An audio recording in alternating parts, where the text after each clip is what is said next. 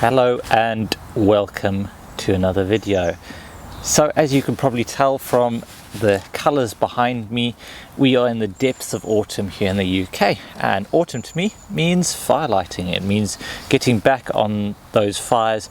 I usually start building a fire every session to boil water for hot drinks, to keep people warm, for atmosphere, anything else. When I'm teaching sessions during the summer, I'll tend to phase back fires a little bit. We'll still use them occasionally, but only when we have a set purpose and a goal, whether we're making pine pitch glue or cooking some fajitas or something else on the fire. But autumn and winter is where we really want this fire to keep people going. So I thought I'd take some time and talk about one of the big mistakes I see lots of people make when they are starting a fire, and help you level up your fire lighting. If that's something that would be valuable to you, then keep watching. I'll see you in a mo.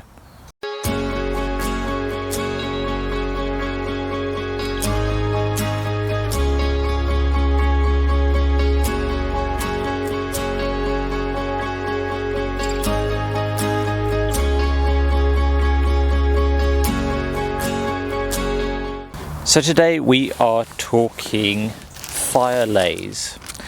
Now, fire lay is a fancy term for the way you put the fuel together at the start of the fire, how you lay it on top of your tinder or your kindling, and how you build your fire from there. So the actual physical placement of the sticks.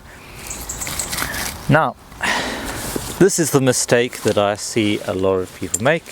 They start off with a good tinder,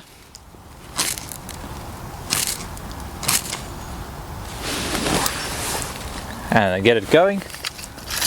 They grab their bundle of twigs and drop it on top. See, it may still light, but more often than not, you've just snuffed out the start of your fire there. So what you're looking to do is you're looking to preserve the integrity of that tinder and allow air through so it can continue burning. So for that we need an air gap. And there are a number of different ways we can do that. So we're going to take a look at a few of the more common ones and talk about their advantages and disadvantages. So the first fire lay we're going to take a look at, and probably one of the most common, is the log cabin.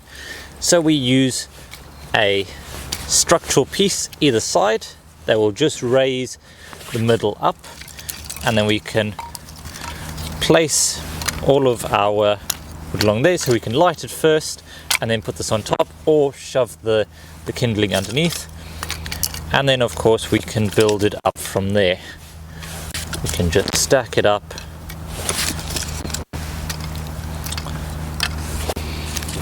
And we can even go bigger, making sure to leave air gaps in the middle.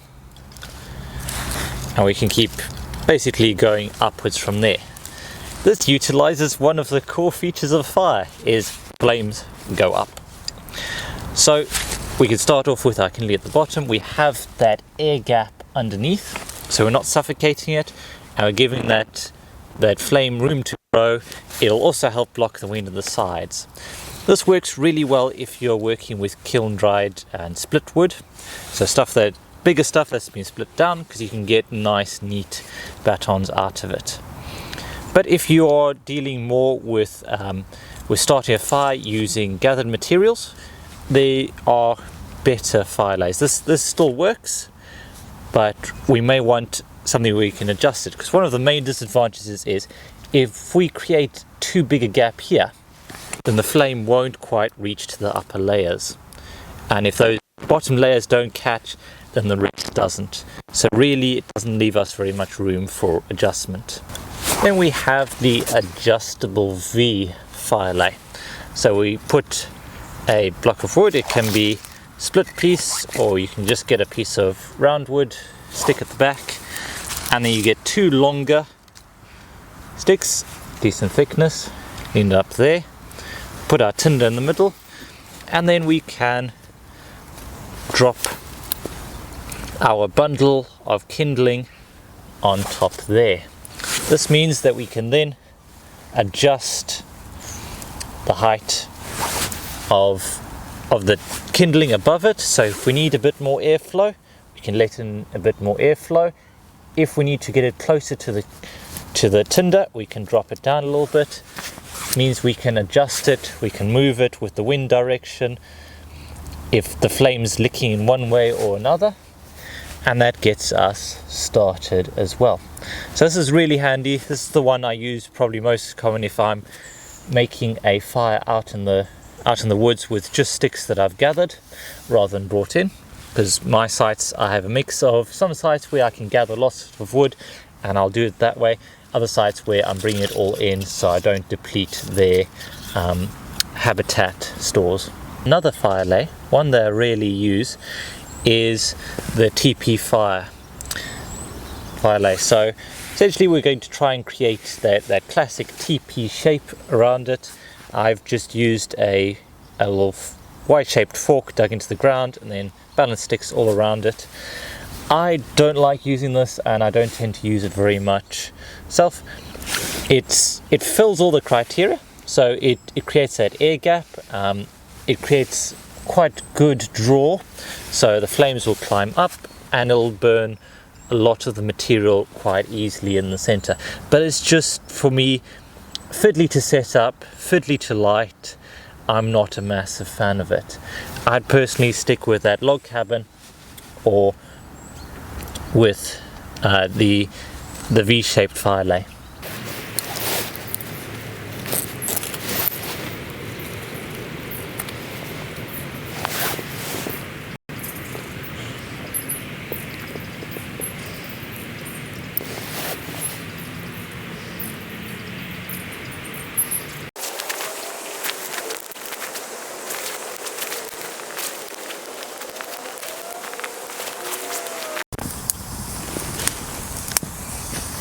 So there we go. That was the air gap in action. So it just stops it from being snuffed out. That small flame that you then want to nurture up to a proper fire, it just keeps it going just long enough for everything to catch. So allowing that air gap really is vital. So I hope you found this helpful and giving you some food for thought. As I say, those fire layers are just a starting point. The principle is leave an air gap in between your tinder and your kindling and you will do just fine. Thank you so much for watching.